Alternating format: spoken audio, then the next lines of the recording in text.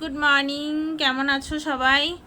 তো আশা করি সবাই ভালো আছো। আজকে দেখো আরেকটা নতুন রেসিপি নিয়ে চলে এসেছি। সেটা হচ্ছে আজকে আমি বানাবো ডিম দিয়ে পটল ভাজা। তো পটলটাকে দেখো আমি একদম কুচি কুচি করে এগুলো কেটে নিয়েছি, দেখতেই পাচ্ছ। আর সঙ্গে নিয়েছি দুটো ডিম। একদম সহজ রেসিপি, কিন্তু খেতে খুব ভালো লাগে। তোমরা এটাকে গরম ভাতের সঙ্গে খেতে পারো, রুটি, পরোটা, লুচি সব কিছুর সঙ্গে খেতে পারো। তো দেখতে থাকো আমি কিভাবে বানাচ্ছি। এদিকে কড়াই গরম হয়ে গেছে, কড়াইতে দিয়ে দেবো তেল। তেল গরম হয়ে গেলে আমি দিয়ে দেবো ডিমগুলো, ভেজে নেব। তো দেখতেই পাচ্ছ তেল গরম হয়ে গেছে, এখন আমি ডিম দুটো ভেঙে দেবো, ভুজিয়া বানিয়ে নেবো ডিমগুলোর।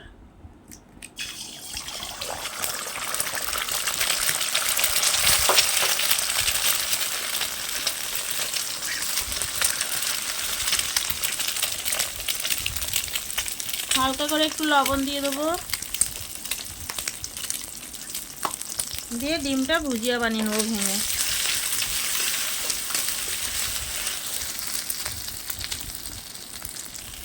দেখতে পাচ্ছ ডিমটা ভাজা হয়ে গেছে। তো এইখানে তোমরা ডিমের পরিমাণটা যতটা বেশি দেবা ততটা বেশি ভালো লাগবে। তো আমার কাছে আজকে মাত্র দুটোই ডিম ছিল, তো আমি দুটো দিয়েই বানাচ্ছি। পটল ভাজা তো সবাই লম্বা লম্বা করে পটল ভেজে বা গোটা পটল ভেজে খেয়েছো। আজকে আমি যেভাবে বানাচ্ছি এভাবে বানিয়ে খেয়ে দেখবে। এই যে ডিমের ভুজিয়াটা হয়ে গেছিলো, নামিয়ে নিয়েছি। ওই কড়াইতেই আমি আবার তেল দিয়ে দেবো। তো তেল গরম হয়ে গেছে, তেলের মধ্যে দেবো এখন হচ্ছে আমি পেঁয়াজ কুচি। তোমরা চাইলে একটু কালো জিরেও দিতে পারো, কালো জিরে দিলে সেন্টটা আলাদাই বেশি ভালো লাগে। কিন্তু আমারও ভালো লাগে, কিন্তু আমার বাড়িতে সবাই পছন্দ করে না অতটা কালো জিরেটা, তার জন্য দিলাম না। আর সঙ্গে দিয়ে দেবো হচ্ছে কাঁচা লঙ্কা কুচি। এখন এগুলো একটু ভালো করে ভেজে নেব। খুব সিম্পল একটা রেসিপি হবে, কিন্তু অনেক মজার হবে। তো অনুরোধ রইল যে পুরো ভিডিওটা প্রথম থেকে শেষ পর্যন্ত দেখবে, জানিয়ে আমাকে কমেন্টে জানিও যে কেমন হয়েছে। তো দেখতে থাকো, আমি পেঁয়াজগুলো একটু লাল লাল করে ভেজে নিই। তো দেখো ভাজা প্রায় হয়ে এসছে, খুব একটা বেশি লাল করি নাই, যেহেতু আমি ভাজি বানাবো তার জন্য অতটা বেশি করি নাই। তো এখন আমি এর মধ্যে দিয়ে দেবো কেটে রাখা পটল কুচি।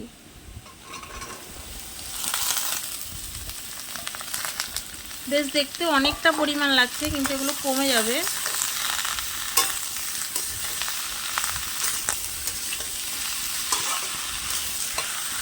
তো গাইজ আমি দিয়ে দেবো এখন পরিমাণ মতো এখানে লবণ।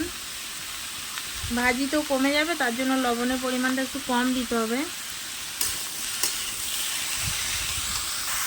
দিয়ে দেবো পরিমাণ মতো হলুদ গুঁড়ি।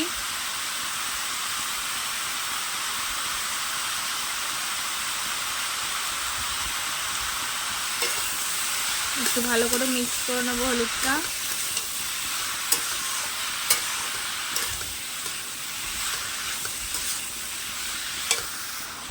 আমি খুব একটা মশলাদার রেসিপি আনি না ধরতে গেলে, একদম সিম্পলভাবেই রেসিপিগুলো বানাই, কিন্তু খেতে খুব ভালো লাগে। তোমরা এরকমভাবে বানিয়ে দেখবে, যদি ভালো না লাগে তারপরে আমাকে জানিও। তো এখন হচ্ছে কি একটু ঢেকে রাখবো যাতে ভালোভাবে সেদ্ধ হয়ে যায়।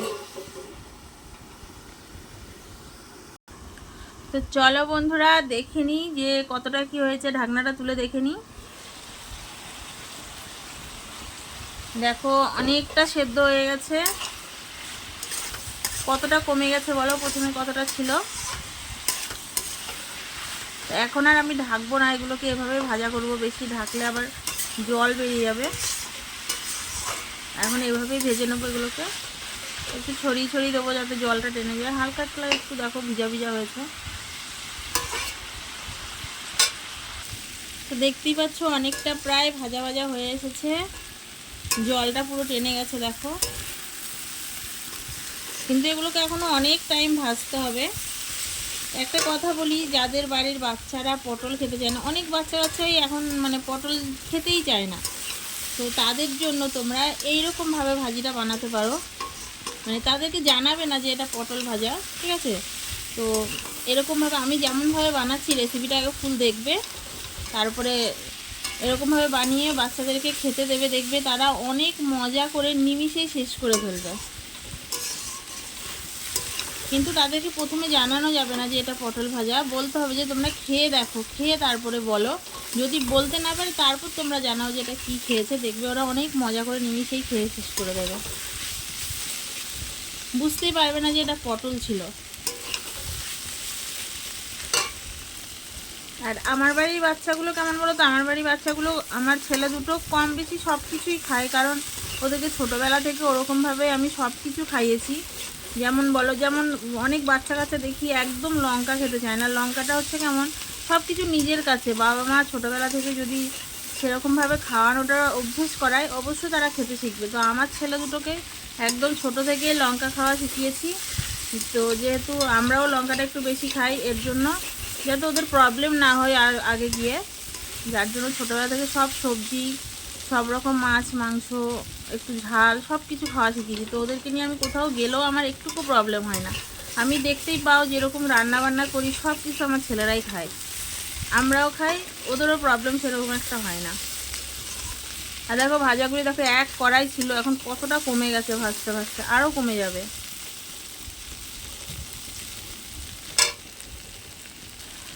দেখো ভাজিটা প্রায় শেষের দিকে, একদম কড়াই থেকে আলগা হয়ে গেছে দেখো। তো এখন আমি এর মধ্যে ভেজে রাখা ডিমগুলো দিয়ে দেবো। এখানে ডিমের পরিমাণটা তোমরা আরও বেশি দেবে যদি থেকে থাকে। আমার কাছে আজকে ডিম দুটোই ছিল, যার জন্য আমি বেশি দিতে পারিনি। এবার এগুলোকে ভালো করে মিক্স করে নেব।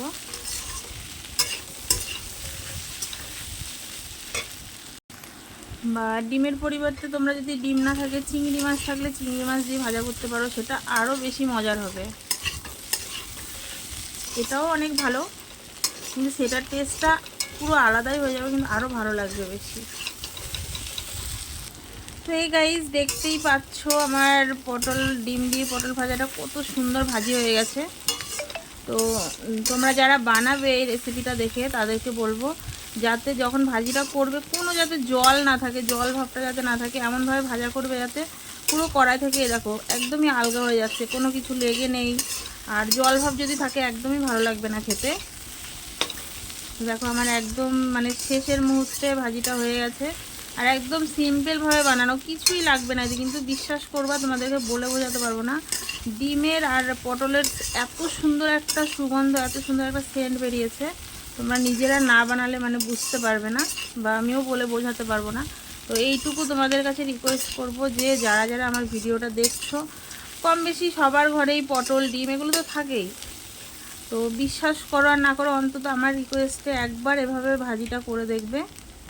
তো তারপরে তোমরা আমাকে জানিও যে কতটা ভালো লাগে। ঠিক আছে, অসাধারণ অসাধারণ একটা রেসিপি, দারুণ মজা হয়েছে, দারুণ মজার। তো বন্ধুরা হয়ে গেছে আমার ভাজিটা, দেখো একদম কমপ্লিট, পুরো তেল ছেড়ে দিয়েছে, একদম কড়াই থেকে আলগা হয়ে গেছে। এখন আমি নামিয়ে নেব। আমার কারেন্ট চলে গেছে, তো আমি মোবাইলের আলোতেই এখন ভিডিওটা করছি।